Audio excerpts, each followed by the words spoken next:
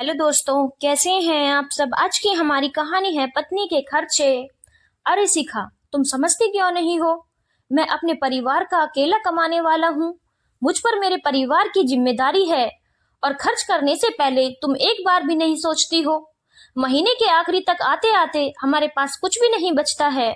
थोड़ा तो सोच समझ कर खर्च किया करो। सुमित अपनी पत्नी शिखा को समझाते हुए बोला। शिखा भी कहाँ पीछे रहने वाली थी, चिल्लाकर बोली, अब सुमित, तुम्हारी इतनी सी सैलरी में मैं क्या क्या बचत करूं। अब जो चीजें जरूरी होती हैं वही तो खरीदनी पड़ती है ना।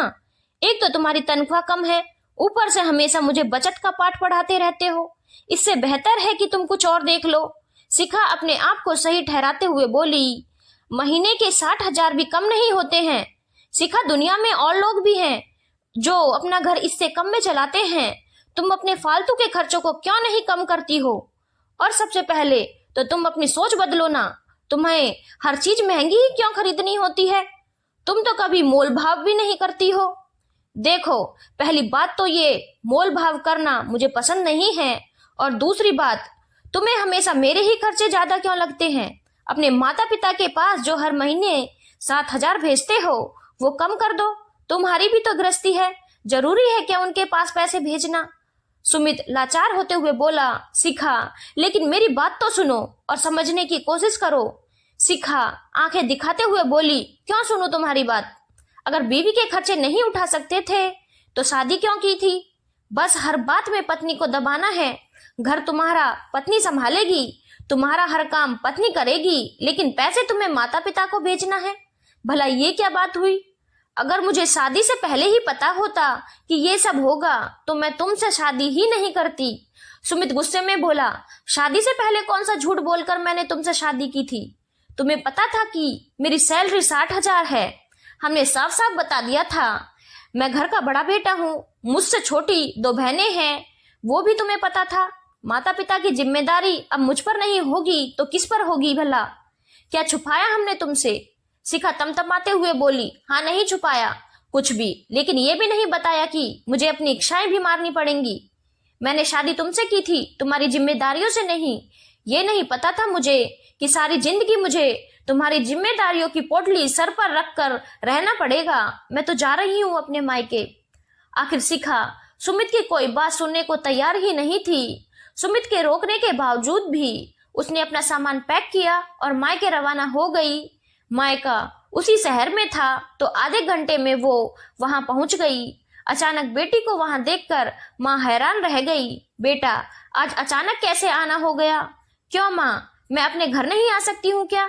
आ सकती हो, बिल्कुल आ सकती हो, लेकिन ना कोई फोन ना कोई सूचना, इस तरह थोड़ा अजीब लग रहा है। सब कुछ ठीक तो है, कहीं दामाद जी से लड़कर तो नहीं आई है। सुमित का नाम सुनते ही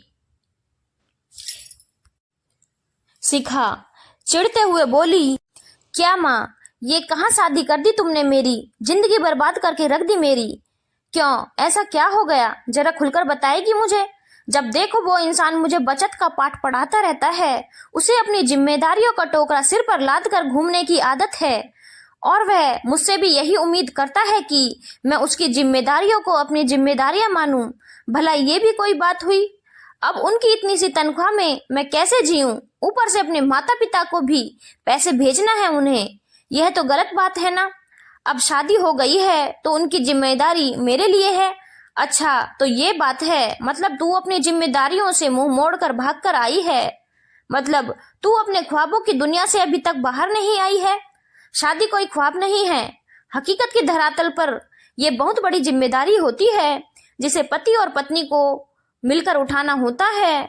और अगर पत्नी की तनख्वाह कम लग रही है तो बेटा, तुम भी तो पढ़ी लिखी हो, तुम क्यों नहीं उसके साथ मिलकर कमा सकती हो।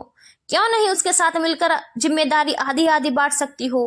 तेरा पति भी तो घर के कामों में तेरी मदद करता है, फिर भला तुम उसकी मदद क्यों नहीं कर सकती हो।